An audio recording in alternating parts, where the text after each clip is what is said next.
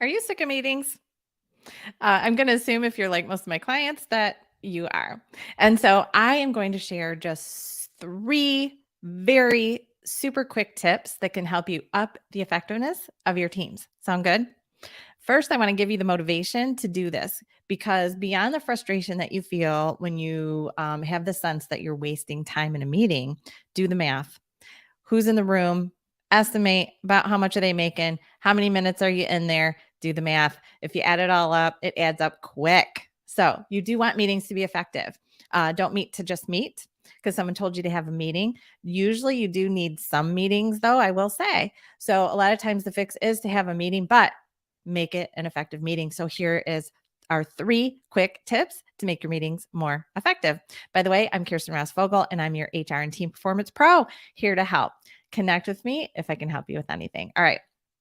So the first is identify, hopefully you have agenda. Let's just assume you have an agenda. Do that so that people know how to prepare. What are the topics? And that becomes the guideline for have a meeting manager, the person that is given the responsibility and the okay to reel people in and keep the meeting on track.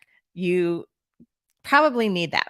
A lot of times just teams in general, when they're getting together, they can go on all kinds of paths. And so do have one person who is that meeting manager who, again, you've given them license to reel everybody back in, keep them on track. So the agenda can do that.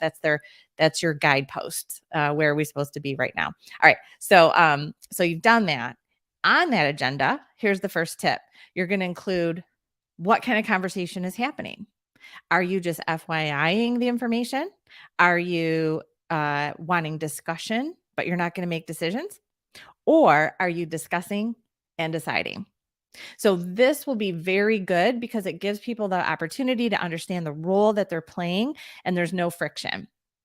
Too often what I see is leaders or people in meetings might avoid sharing information because they think, oh, then they're going to think that they're going to help me decide. Or I've already made the decision, things are implemented, it's not time to discuss.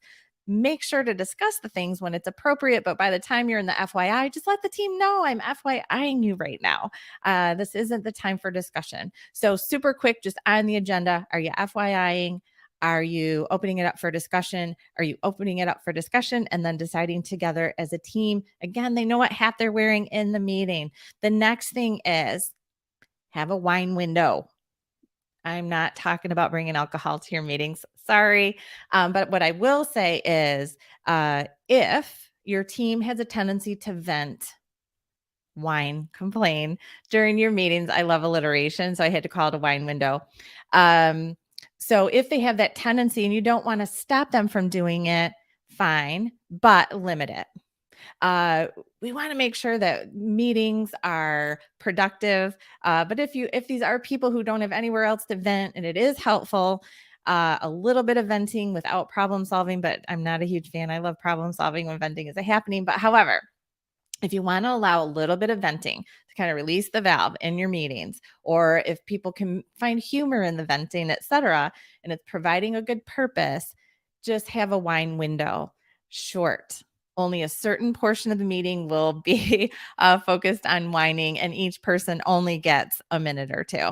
We're not dragging it out. We're not hijacking the whole entire meeting to complain and whine about things. All right. The third is when decisions are made, or action needs to happen, you identify the next action steps in the meeting and assign them. And that all gets documented along with any decisions that are made too. So documentation is key. What you want to do is that meeting, you want to make sure that you're gaining traction from having your meeting. So there's always movement forward after every meeting. And so too often I see when I'm helping clients fix meetings, they're like, we have terrible meetings. And you see like they're having the same discussions every time and they're redeciding every time because there hasn't been action. Or they're on to the next decision, but nothing's happened with the last. So make sure, and again, the meeting manager is a great place to have this responsibility sit. They're not necessarily assigning it, but they're making sure that it's assigned. And so if a decision happens or next steps or some kind of action needs to be taken, identify what that next step is, assign it to someone that can give an update at your next meeting. All right. Thanks for listening. If you found value, let me know. I'd love to hear from you. Send me a message, drop a comment, and get out there, make your bigger, bolder impact. The world is waiting. So thanks for joining again. I'm Kirsten Ross Fogel, your HR and Team Performance Pro. All right, make it a great day.